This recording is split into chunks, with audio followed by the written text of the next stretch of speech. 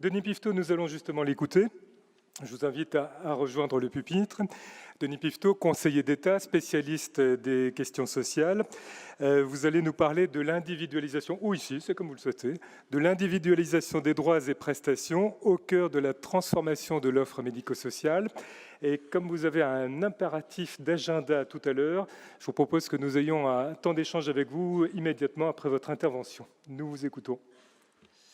Merci beaucoup de cette introduction. Merci aux organisateurs de me donner l'occasion de parler devant une salle pleine. C'est très impressionnant. Et du coup, je vais être inévitablement déceptif parce que dans des propos introductifs, on peut ouvrir des pistes, si vous voulez, pas apporter des réponses aux questions qu'on pose. Je ne vais pas apporter des réponses aux questions que je me pose, parce que justement, je me les pose. Je vais simplement vous les partager. Voilà. Et puis je ne doute pas que les organisateurs sauront faire converger tout ça d'ici demain soir pour que l'ensemble des réponses soient apportées. Je crois qu'on vit effectivement, Prosper d'une certaine façon a déjà balayé de manière extrêmement complète l'ensemble des éléments qui sont dans le paysage, mais du coup, d'une certaine façon, m'a un peu coupé l'herbe sous le pied. Mais je crois qu'on vit quand même un moment très important. Et que la difficulté dans les moments très importants, c'est pas... Alors du coup, on pense à des analogies avec d'autres moments importants qu'on a pu vivre, qu'on vit encore depuis le mois de novembre en France. Mais le problème, c'est pas de voir ce qui se passe. On voit bien ce qui se passe. C'est d'essayer de comprendre les logiques sous-jacentes. Pourquoi ça se passe? Quelles sont les lignes de force? Bon. Parce que ce qui se passe, on le voit. Mais qu'est-ce qui est à l'œuvre en profondeur? Bon. Comment est-ce qu'on peut décoder? C'est très difficile quand on a le nez immédiatement sur les événements. Et je me dis, mais je vous livre ça plus comme une piste de structuration. Je vais vous dire des choses, je ne vais vous dire que des choses que vous savez déjà. Mais je vais m'efforcer de vous donner une piste de structuration de la pensée. Je crois qu'on vit l'effet de deux mouvements qu'il ne faut pas confondre, mais qui ont en commun, d'ailleurs c'est peut-être un changement par rapport à d'autres grands mouvements dans l'évolution du champ d'accompagnement des personnes en situation de handicap, d'avoir à leur source les attentes des personnes elles-mêmes. Alors que d'autres, quand on retrace l'évolution sur 50 ans, il y a eu d'autres grandes transformations qui ont pu obéir à des logiques plus strictement professionnelles. Là, et c'est pas, je ne dis pas ça pour hiérarchiser les unes par rapport aux autres, mais simplement, voilà. Aujourd'hui, les deux grands mouvements que je vais vous dire, ils s'appuient sur des attentes profondes des personnes accompagnées. Donc, ce sont deux virages qui mettent la personne au cœur de la question de l'accompagnement. Et je dis qu'il ne faut pas les confondre parce que justement, ce que je vais essayer de développer devant vous ce matin, c'est que si on les confond, on risque de passer à côté de la principale difficulté qui est de savoir si c'est deux mouvements qui divergent ou si c'est deux mouvements qu'on peut faire converger. Voilà. Si ça diverge, c'est embêtant. Si on peut essayer de les faire converger, il faut voir à quelles conditions. Et là, il y a des pistes de progrès possibles. Est-ce qu'on peut les concilier ou pas? Le premier mouvement, le premier enjeu, ça a été dit d'ailleurs par Prosper Teboul tout à l'heure, c'est celui, et c'est le titre d'ailleurs de ces journées d'études, c'est celui du parcours de vie et de sa continuité. Et c'est celui qui s'était exprimé avec force au moment où ont été lancés les travaux du rapport Zéro sans solution de 2014. Je fais évidemment référence à ce que je connais le mieux, vous m'en excuserez. Voilà. Mais c'était le contexte. Hein. Le rapport était le thermomètre d'un contexte qui était porteur de cette question. Bon. Et donc, voilà, vous vous souvenez, parce que l'offre en établissements et services médico-sociaux ne présente pas sur un territoire donné suffisamment de place pour répondre adéquatement à certains profils, il y a des personnes qui vont se retrouver plus ou moins longtemps, contre leur gré, sans solution. Elles vont être obligées de quitter une structure parce que leur situation, leur évolution personnelle fait que la structure ne peut plus les accueillir, ou bien elles vont frapper sans réponse à toute une série de portes qui ne correspondent pas à ce qu'elles sont. Et à ça, il y avait plusieurs réponses qui étaient en théorie possibles. La première, qui est évidemment la plus simple, même si elle n'est pas forcément facile sur un plan budgétaire, c'est de dire, écoutez, on fait plus de place. Hein. On va conserver aux établissements toutes leurs caractéristiques de fonctionnement, de financement traditionnel, et on va installer plus de places partout dans toutes les catégories. Alors, on ne peut pas écarter ce type de réponse. D'ailleurs, elle comporte une part de vérité, parce qu'on voit qu'il y a des besoins, mais on voit bien que ça ne peut pas suffire. Ça n'ira pas au bout des choses. Tout simplement parce que c'est ce qui est en jeu dans le diagnostic qu'on peut porter, c'est la capacité même des établissements à évoluer lorsque les personnes qui y résident évoluent elles-mêmes dans leurs aspirations, dans leurs capacités, dans leur situation de santé. Et donc, ça ne répond pas à la question de la dynamique propre qu'il faut être en capacité d'insuffler aux structures. Et donc, ce qu'on avait voulu montrer dans le rapport, c'est que s'il est certain qu'il y a des efforts financiers à faire, la course à simplement « je rajoute plus de cases », eh bien, ça fait qu'il y a toujours des gens qui tombent entre les cases. Voilà. Des gens qui sont à côté. Donc, une autre famille de solutions qui privilégie, ça a été dit par Prosper Teboul, la réponse flexible, et donc plutôt une réponse flexible qu'une place qui a un profil rigide qui ne change pas. Des solutions plus qualitatives, au fond. Bon. Et alors là, il y a toute une famille de choses qui se sont faites depuis 2014, hein, dans ce sens. Alors, le premier exemple, évidemment, c'est le décret de mai 2017 sur la nomenclature simplifiée des établissements, avec un découpage plus large, vous savez, des spécialités. Et donc ça consiste à attendre justement des établissements une plus grande flexibilité, une capacité de s'adapter à des évolutions ou d'accepter comme entrée des profils plus variés. Il y a une autre philosophie qui existait déjà avant 2014, qui s'illustre bien par les dispositifs ITEP. Alors là, la flexibilité, c'est la gestion coordonnée de plusieurs établissements, plusieurs structures, en facilitant le passage de l'une à l'autre. Ou alors vous avez la philosophie des PCPE, enfin les pôles, enfin, je parle à une salle de gens qui comprennent ce genre de cycle, mais bon, donc les pôles de compétences et de prestations externalisées, ça c'est toujours la même idée, c'est encore un autre dispositif. Alors là, c'est un établissement ou un ensemble d'établissements qui rompt avec la logique de l'offre uniforme et on greffe sur là où les structures qui créent ce PCPE une projection hors les murs. Bon, et on peut, à partir de l'établissement, aller étayer des situations en milieu ordinaire. Souvent, d'ailleurs, c'est des situations de gens qui sont en attente d'une place en établissement. Pas toujours, mais ça peut être souvent. Bon. Et tout ça, c'est des réponses à la question comment est-ce que j'évite les ruptures de parcours. Alors, je dirais tout à l'heure qu'à mon avis, il reste encore, sur tous ces points, des choses... Enfin, on est encore trop bridé en termes de créativité, trop timide. Mais ce qui est sûr, c'est que les conditions de succès de toutes ces réponses à la question comment j'assure la continuité du parcours, c'est une offre flexible, voilà, pour s'adapter justement au parcours. Et que la condition de la condition, ou plutôt le moyen le plus simple, le plus spontané d'assurer la réponse, c'est d'arriver à globaliser une offre polyvalente, en se mettant soi-même tout seul ou en se mettant à plusieurs, une plateforme. Voilà. Jean-René Louba, ici en face de moi, aura l'occasion de développer ces questions dont il est un des promoteurs et qui intègre du coup dans la plateforme un grand nombre de services, un grand nombre de types de services, servis par un gestionnaire qui a une taille suffisante ou par un réseau de plusieurs acteurs qui vont se mettre ensemble. Et du coup, puisqu'on est dans des logiques un peu de globalisation d'une offre multiforme, polyvalente, la recherche de financements globaux. Et c'est d'où la logique CEPOM, principe signé globalement pour un gestionnaire de plusieurs établissements. Et comme on fixe un tarif à la structure, on paye la structure, et même on paye suprastructure, pour permettre justement de la flexibilité d'affectation pour le gestionnaire entre les différents établissements, il y a en contrepartie toute une série d'indicateurs d'activité. On ne paye pas à l'activité, on paye la structure. Mais du coup, il faut vérifier l'activité. Et hélas, pour l'instant, assez inévitablement, c'est des indicateurs assez rustiques de taux d'occupation. Donc ça, c'est le premier grand mouvement. Assurer la continuité du parcours de vie, des organisations globales capables d'accompagner l'évolution, la diversité des profils, des solutions polyvalentes, globalisées, j'y reviendrai. Et puis il y a le second mouvement, qui était déjà présent à l'époque de la réflexion sur le rapport de 2014, Zéro sans solution, mais qui n'avait pas structuré le rapport. C'était bien présent dans notre esprit, mais ça n'avait pas été la structure du rapport. En revanche, c'est pas un scoop, parce qu'il y a plus que quelques heures à attendre, mais en revanche, ça structure.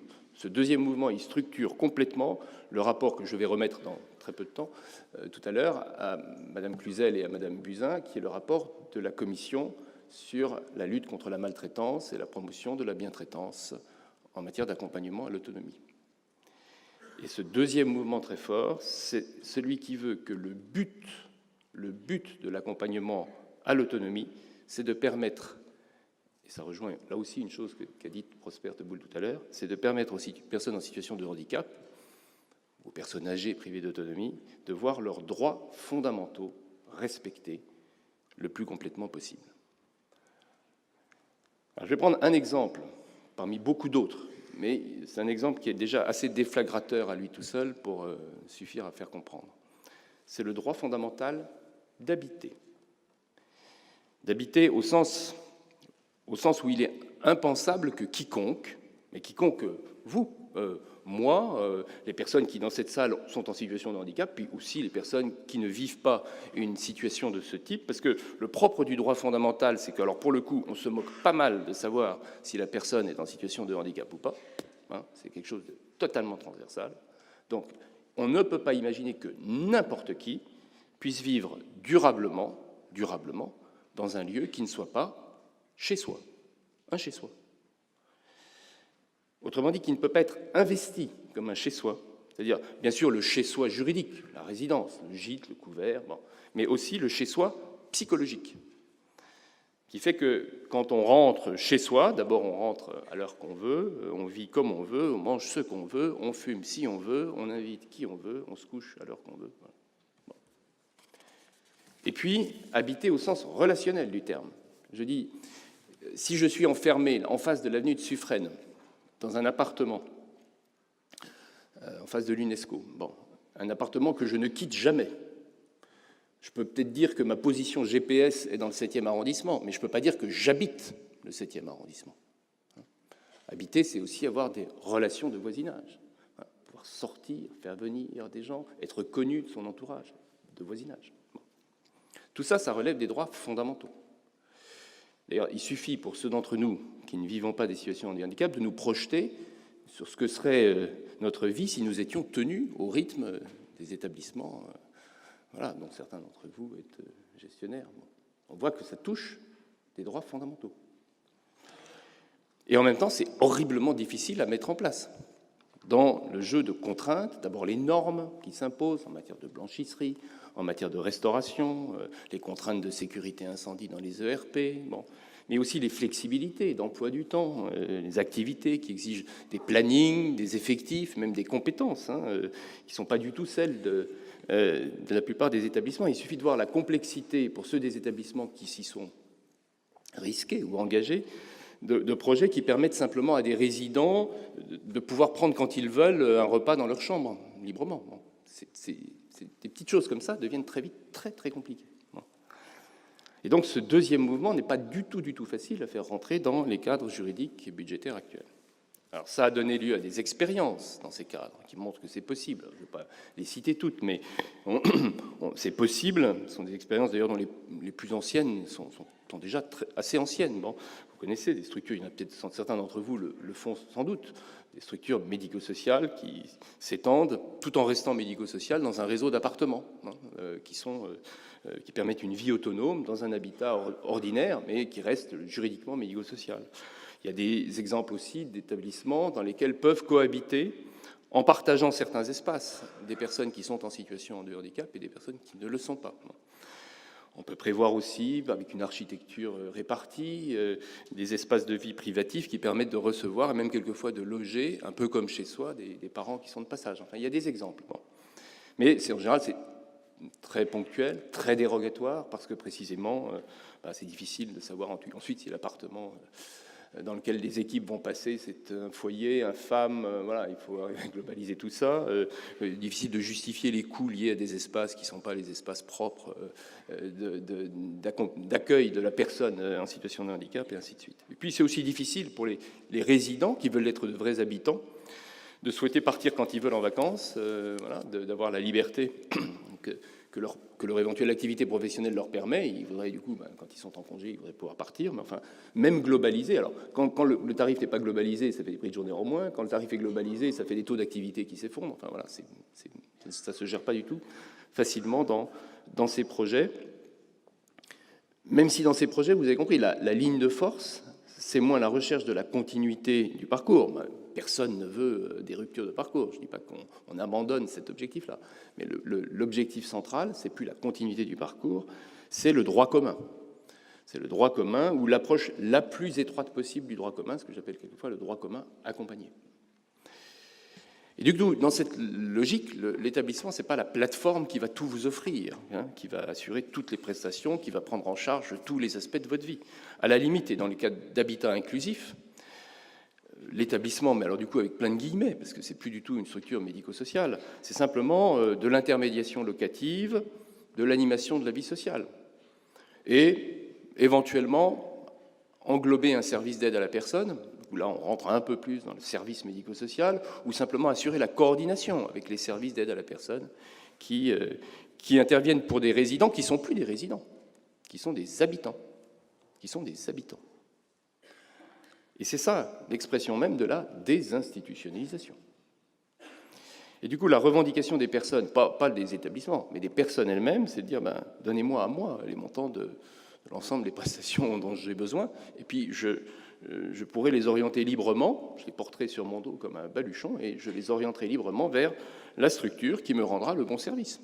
Le service d'accueil, le service d'animation de la vie sociale, le service de logement, et ainsi de suite. Alors c'est encore assez utopique, mais enfin c'est utopique dans le champ du handicap. Parce que depuis 1945, dans l'assurance maladie, c'est comme ça qu'on distribue à peu près 200 milliards d'euros chaque année. Assurance maladie, vous allez voir le médecin que vous voulez, vous allez dans l'hôpital que vous voulez, vous êtes porteur de vos droits d'assuré social et du droit à vous faire rembourser la prestation qu'on vous délivre. Bon, je ne dis pas que les problèmes sont les mêmes, mais avec ce schéma-là, porter soi-même les droits et avoir, au fond, le pouvoir d'achat de ses propres droits, c'est comme ça qu'est construit aujourd'hui tout le dispositif d'assurance maladie. Et donc, je me résume, on est aujourd'hui face à deux attentes très fortes, aussi fortes l'une que l'autre, mais qui suscitent ou qui peuvent susciter des dispositifs qui vont garantir plutôt un peu plus l'une et un peu moins l'autre, ou plutôt un peu plus l'autre et un peu moins l'une. D'un côté, l'aspiration individuelle à la continuité du parcours, et là, ça va favoriser un dialogue entre la puissance publique et des opérateurs qui ont une offre globale, avec des gestionnaires qui ont des objectifs d'activité, alors quantitatifs, qui pourraient devenir un peu plus qualitatifs, qui pourraient même devenir populationnels. Bon. Mais c'est les opérateurs qui ont des objectifs, des financements qui, parce qu'ils s'adressent à des opérateurs, ont tendance à se globaliser, la logique de la généralisation du CEPOM, et un principe d'autorisation. Comme on a financé l'opérateur, il faut que la personne soit autorisée à rentrer. Bon. Et puis une fois qu'elle est rentrée, de toute façon, elle ne paye rien, puisque c'est l'opérateur qu'on paye. Bon. Et donc, c'est le passage en CDAPH, autorisé pour entrer et pour sortir. Enfin, sauf si on veut sortir tout court. Mais si on veut sortir pour aller ailleurs, il faut être autorisé à aller dans l'endroit où on veut aller. Bon. Et puis de l'autre, vous avez une aspiration aux droits fondamentaux, les droits fondamentaux accompagnés, et ça, c'est tout le contraire. Ça va plutôt dans le sens d'un paiement direct à la personne, un dialogue entre la puissance publique, cette fois-ci, et les personnes elles-mêmes pour fixer les droits et attribuer les prestations. Une fragmentation, c'est plus qu'une globalisation, vous avez une fragmentation de tous les volets de l'aide. Vous avez une aide aux ressources, c'est la hache, ou une pension de retraite, ou une pension d'invalidité. Vous avez l'aide à la santé, c'est les remboursements d'assurance maladie, alors que dans l'établissement, tout ça c'est intégré dans le budget. Vous avez l'aide au logement, l'APL, vous avez une aide à la compensation, la PCH, pour les personnes âgées, ça sera l'APA, et avec le forfait habitat inclusif, dont la nature est encore effectivement très ambiguë, mais on commence à voir apparaître presque un sixième risque. Non ? On est déjà au sixième risque dans le champ du handicap. On a dépassé le cinquième risque. On voit apparaître cette aide d'aide à l'insertion par l'habitat ou d'aide à l'insertion à la vie partagée. Et pas de système d'autorisation. Aucun. Il n'y a pas à rentrer dans un établissement, c'est vous qui avez les financements. Bon.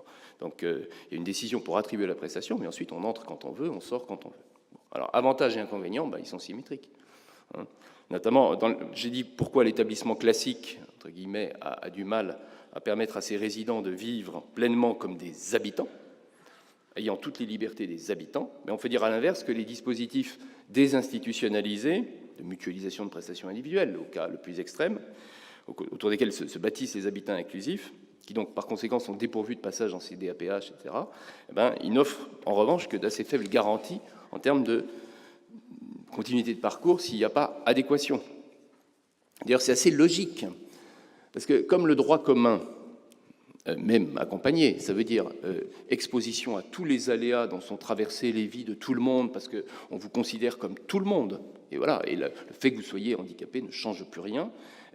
Pour le dire d'une image, si vous voulez, le droit commun de l'habitat inclusif, ça fait peut-être échapper à la pénurie de places en établissement, mais ça vous donne en contrepartie toutes les tensions qui existent dans le logement social, pour les gens, pour tout le monde. Et c'est la raison pour laquelle les administrations en charge du logement n'ont pas spontanément très grande envie de voir arriver les personnes handicapées comme des citoyens ordinaires. D'ailleurs, c'est assez frappant de voir que dans tous les textes récents sur l'habitat inclusif, c'est symptomatique, ça a été inscrit dans le Code de l'action sociale et des familles, et pas dans le Code de la construction et de l'habitation, comme ça aurait été logique. Et c'est financé par les ARS et pas sur les crédits du programme 177 des DRJSCS. Bref, voilà, on reste encore à mi-chemin du vrai droit commun. Et puis, on peut donner d'autres limites de ce dispositif, qui sont au fond toujours les contreparties. Forfait habitat inclusif, c'est-à-dire le forfait, la création du forfait montre bien que justement l'addition des prestations individuelles, pour l'instant, ça boucle pas. Ça boucle pas financièrement. Ça boucle pas pour couvrir tous les frais liés à l'organisation de la vie collective, mais il y a même certaines fonctions qui aujourd'hui sont absolument pas intégrées, tout ce qui est couvert par les frais de siège dans une structure. Bon, donc je m'excuse d'être évidemment très schématique, mais voilà, je vous livre l'état d'une réflexion qui se cherche encore, mais qui est de dire qu'on est aujourd'hui face à deux aspirations profondes, voilà, et dont la question c'est, dont j'ai l'intuition qu'elles ne conduisent pas nécessairement aux mêmes logiques de financement, mais même. Et donc, pour conclure, la question c'est, est-ce qu'on peut quand même arriver à faire converger tout ça, ou est-ce qu'on est amené à des choix il va falloir choisir entre continuité du parcours de vie et respect des droits fondamentaux. C'est embêtant. Au passage, d'ailleurs, parce que ça peut inquiéter quelques-uns, Séraphin dans tout ça, vers quoi ça nous oriente, à votre avis? Je crois aujourd'hui, pour l'instant, au stade où il en est, je ne suis pas dans le secret des dieux, mais je lis la presse, le Séraphin est encore à peu près tout terrain, au stade où il en est. L'ATIH, l'Agence technique d'information sur l'hospitalisation, mais qui n'est pas liée à l'hôpital, qui est une agence technique qui fait ce genre de statistiques de tarification pour la T2A. L'ATIH va lancer, vous le savez, à l'automne prochain, la deuxième campagne de ce qu'on appelle l'étude nationale des coûts, donc 300 établissements, pour lesquels on va mesurer, au fond, le coût particulier de chacune des prestations des grands tableaux Séraphin.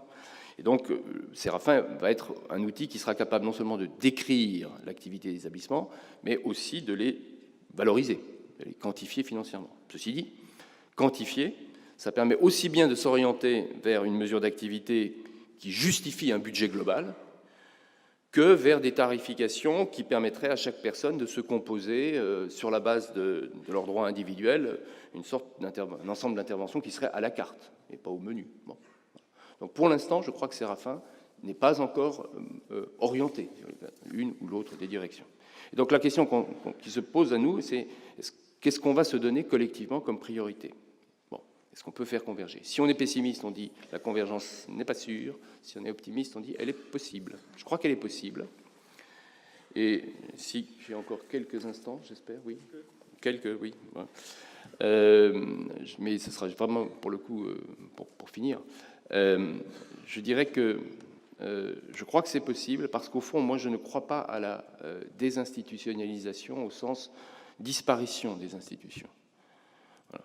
Bon, en revanche, désinstitutionnaliser, oui, peut-être, au sens transformer en profondeur. Et il y a deux axes qui permettraient d'envisager des convergences. Le premier, je le disais tout à l'heure, Arnaud Vincent reviendra peut-être là-dessus, c'est d'ouvrir beaucoup plus largement la palette de ce que peut comporter une institution, en diversifiant justement ces formes modulaires. Bon. Et notamment, dans l'esprit des PCPE, pourquoi est-ce qu'on ne pourrait pas... Les PCPE, pour l'instant, ça intervient exclusivement à domicile, mais pourquoi est-ce qu'on ne pourrait pas avoir des PCPE, ou l'équivalent, mutualisés entre plusieurs gestionnaires sanitaires et sociaux, voilà. Et plus que des GCSMS, si vous voulez, des vraies structures capables d'intervenir en appui d'une hospitalisation ou d'un retour d'hospitalisation ou de l'accueil d'une personne ayant de plus grandes difficultés. On peut continuer d'ailleurs en s'inspirant d'expériences qui existent dans le champ du grand âge, où on développe des accueils de nuit, où on développe des accueils itinérants en zone rurale. Bon, il y a aussi beaucoup d'innovations dans des domaines voisins. En clair, si vous voulez, voilà, certains d'entre vous m'ont déjà entendu le dire, les établissements, il ne faut pas les fermer, il faut les ouvrir. Voilà. Il faut les ouvrir sur des formes nouvelles, bon, permettre cette respiration des personnes, voilà, de vivre davantage les droits fondamentaux en les transformant vers des formes d'intervention plus modulaires.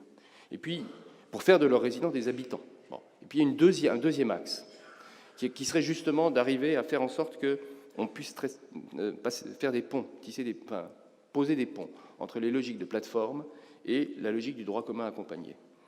Autrement dit, faire en sorte que les systèmes d'habitat inclusif se développent, parce que je pense que c'est leur vocation, en étant adossés, étayés, appuyés par des établissements et des structures médico-sociales. Je pense que l'habitat inclusif, qui est très important parce qu'il permet le plus complètement la présence ordinaire de la personne handicapée dans la ville, dans la cité, dans le voisinage, ne peut pas se développer en opposition aux établissements médico-sociaux, mais conjointement, avec l'appui. Il faut des logiques globales. Donc il y a des ponts à bâtir. Je vais vous donner deux exemples. Le premier, c'est, moi je crois, pour illustrer, j'en fais pas des modèles, des choses très forcément importantes, mais c'est pour illustrer. Moi je crois beaucoup, par exemple, à des systèmes de SAMSA inclusif ou de SAVS inclusif. C'est à mi-chemin du SAMSA ou du SAVS qui disperse inévitablement son intervention dans des tas d'endroits différents et pas pour autant un établissement. Autrement dit, un SAMSA ou un SAVS qui intervient,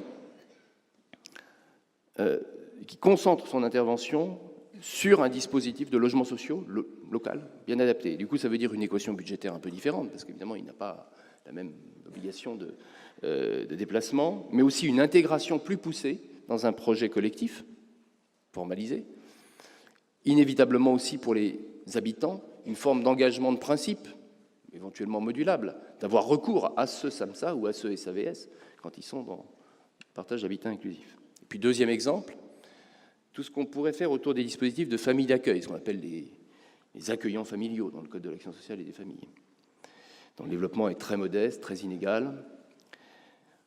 En fait, là aussi, penser des dispositifs mixtes avec des familles d'accueil en réseau, avec des établissements qui peuvent garantir le soutien, l'appui, la formation, les solutions de répit, de l'hébergement temporaire. Et la loi DALLO de 2007, vous savez, a ouvert des pistes pour ça, puisqu'elle a permis, ce qu'on appelait les familles d'accueil, d'être des salariés maintenant, de structures, de personnes morales. Enfin, ça reste encore très, très timide. Voilà, et on n'utilise pas toutes les potentialités. Et donc voilà, autour de ces plateformes, il me semble qu'il y a un vrai enjeu qui est de les étendre même au-delà du périmètre du champ médico-social. Et au fond, la désinstitutionnalisation, peut-être pas, mais le décentrement. Voilà. Il y a un besoin pour les institutions de se décentrer. Je vous remercie. Merci.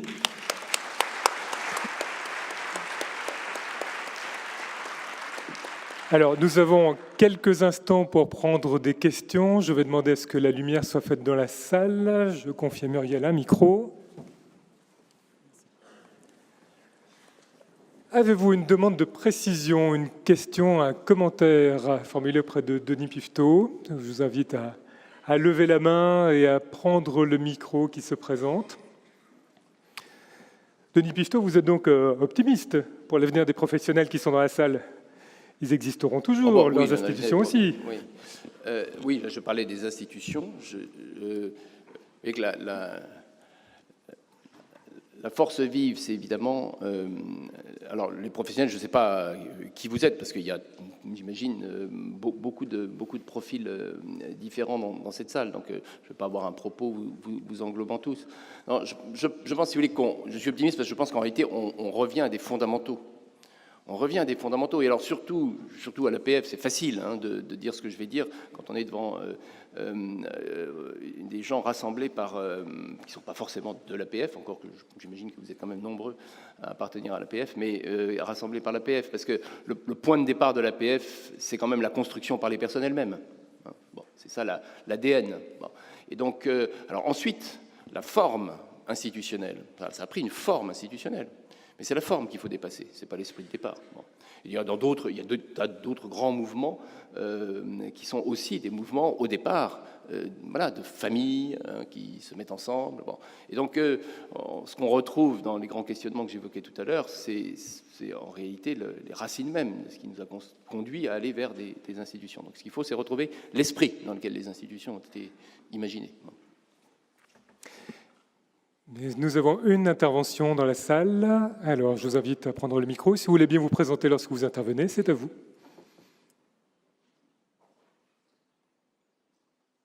Non? Vous faisiez signe. Ça marche? Oui, nous vous écoutons. Bonjour, Eurydice Magneron, directrice du CAMS APF de Metz et Sarrebourg. Je voulais parler du premier écueil de cette modularité, qui est quand même les financements de sécurité sociale. Je suis désolée, il y a un écho, j'ai du mal à parler. Le financement de sécurité sociale qui empêche le remboursement psychomote, ergo, psycho, notamment, et même éduc, ce qui fait que même quand on voudrait s'ouvrir vers une modularité, à l'heure actuelle, on ne le peut pas, ce qui fait qu'on rentre dans un schéma classique, CESAD, pour les enfants en tout cas. Enfin voilà. Merci. Denis Pifto, un commentaire? C'est un très bon exemple. En plus, alors le CAMS avec les 80-20, c'est vraiment bon. Enfin, on ne simplifie pas la vie, quoi. Mais vous voyez que l'enjeu, c'est d'ailleurs l'exemple que vous dites peut renvoyer aussi à des situations en établissement quand on est obligé de faire appel à des professionnels libéraux. Bon, alors quelquefois c'est parce qu'on ne trouve pas, pas à côté, mais il y a aussi des complémentarités qu'on est obligé d'aller chercher en dehors du périmètre des compétences qu'on a su rassembler, qu'on a pu rassembler. Et donc d'une certaine façon, vous pointez là le fait que, et ça a d'ailleurs aussi été dit par Prosper Teboul dans son introduction, le fait qu'on n'est plus dans l'ordre de l'ajustement à la marge, quoi. On peut débrider ponctuellement, changeant un décret, permettre... Bon. Mais voilà, c'est tout, le truc est à bout de souffle là maintenant. Il faut être capable de prendre du champ par rapport à tout ça et de permettre que, c'est pas parce qu'on est un CAMSP, ouais, aujourd'hui il y a le CAMSP et il y a les limites, le périmètre très étroit budgétaire de ce qu'il a le droit de financer, de ce qu'il n'a pas le droit de financer. Il faut prendre un peu de hauteur et être en capacité, alors ça dans la logique de globalisation, mais ça vaut aussi dans les logiques d'individualisation, être en capacité de prendre en charge en tant qu'opérateur l'ensemble des besoins. Alors ensuite que ça puisse se décomposer, peut-être un CAMS, et puis on complète avec d'autres interventions, mais réintroduire ensuite des frontières. Voilà, je pense qu'en réalité, les différentes catégories, on s'est construit toute une série de tuyaux. On voit qu'aujourd'hui, de toute façon, il faut être en capacité de tisser un lien entre tous ces tuyaux lorsqu'on veut apporter une réponse combinée aux personnes qui s'adressent à nous. Bon. Et donc, c'est l'existence même de tous ces tuyaux qu'il faudrait aujourd'hui questionner. Il suffit d'ailleurs d'ouvrir le Code de l'action sociale et des familles, ça c'est impressionnant. On rajoute au fur et à mesure des catégories supplémentaires. Et voilà, il ne s'agit pas de combler les trous qui manquent en rajoutant encore des catégories. C'est d'ailleurs le risque en ce moment autour de l'habitat inclusif. Hein, c'est qu'on en fasse encore un chapitre de plus dans le Code de l'action sociale et des familles. On n'aurait vraiment rien compris. La convergence est possible car les institutions ne disparaîtront pas. Il faut diversifier l'offre en la mutualisant, créer des ponts entre plateformes et habitat inclusif. Et on revient aux fondamentaux. Merci Denis Pifto de votre intervention. Et nous...